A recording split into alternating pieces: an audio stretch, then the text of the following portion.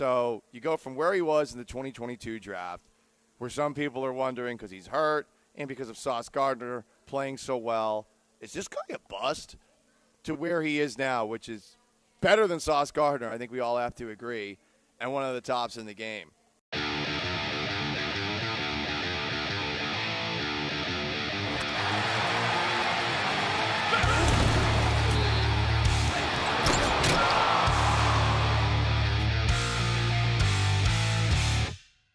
Derek Stingley Jr. got paid. The Houston Texans gave him a 3-year, $90 million extension, making him the highest paid cornerback in NFL history. The deal includes $89 million guaranteed. I wonder what the $1 million guaranteed that isn't guaranteed is. So this surpasses the previous record set last week by Jay Sehorn, who signed a 4-year, $100 million extension. But we're talking $30 million a year as opposed to $25 million a year. Good for Derek Stingley, because we've come quite a long way on Derek Stingley, haven't we? When the Texans brought him in, one of the first picks of Nick Casario's regime here with the Houston Texans, you're thinking to yourself, okay, what's this guy going to do now that Casario finally gets a first-round pick to play with? Third overall, is this the right guy? Is Sauce Gardner the right guy? Everyone liked what Stingley did at LSU, but I think there were some people right after the pick was made that were thinking to themselves, okay, we got to keep an eye on what Sauce Gardner does. And let's be honest, Sauce Gardner did outplay Derek Stingley right out of the chute with the New York Jets. But once Stingley returned from a couple of injuries the year before this past one, for the 2023-2024 season, down the stretch he was phenomenal. And then last year he continued to be maybe the best corner in the NFL, if not one of them. All-Pro year last year, 5 interceptions, tied for 6th most in the league, 18 pass breakups, which was the second most in the league, and he allowed the second lowest completion percentage among cornerbacks with at least 200 coverage snaps per NFL Next Gen Stats. So you go from where he was in the 2022 draft, where some people are wondering because he's hurt and because of Sauce Gardner playing so well, is this guy a bust? To where he is now, which is better than Sauce Gardner, I think we all have to agree, and one of the tops in the game.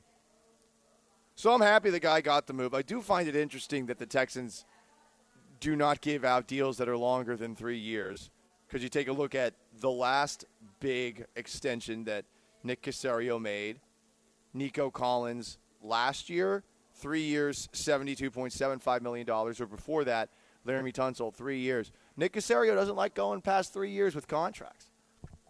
And I imagine that allows a little bit of flexibility, say things hit the fan for a player, falls off a cliff, and also allows for players like Laramie Tunsil to negotiate another new contract when that thing expires.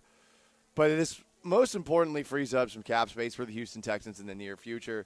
So there you go, guys. Derek Stingley gets the 3-year, $90 million extension.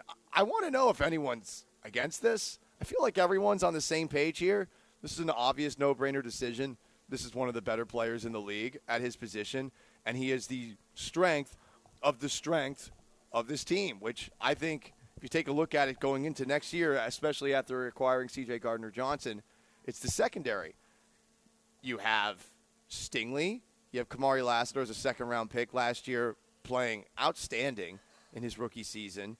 You have Jalen Petrie as your nickel guy, who is fantastic in run support, great blitzer. And you had Kalen Bullock last year, who had 5 interceptions as a third-round pick rookie. And sure, some gaffes from time to time, but you love the range that he shows. So you're all set with your secondary. I think it's really the one area outside of the defensive ends, because the Texans just keep on signing defensive ends, where you've got no questions about what you've got going on here. It's a really good secondary. He's the best piece of this secondary. Corners are expensive. $30 million a year is a lot, but I think it's well worth it. As far as Stingley himself, incredible ball skills for a corner, to the point where I've always wondered whether or not he'd be able to play wide receiver. And on top of all of that, this is a guy who's surprisingly physical. And I noticed this last year in training camp because take a look at a guy like Derek Stingley, and you're probably not thinking about somebody who is going to be coming up in run support and hitting people, which a lot of corners don't do. You know, they follow what Deion Sanders did back in the day, and they're like, I'm not going to do that.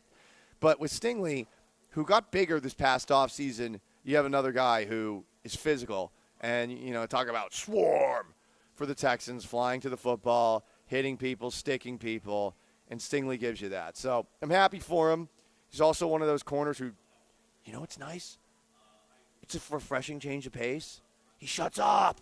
I'm not saying, hey, shut up and backpedal.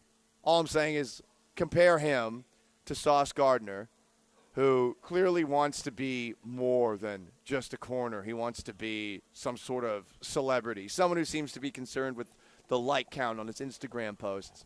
Stingley's very humble, very quiet, and I like seeing a guy like that end up getting the highest paid contract for a corner in NFL history. Again, 3 years, $90 million, and 89 of them guaranteed.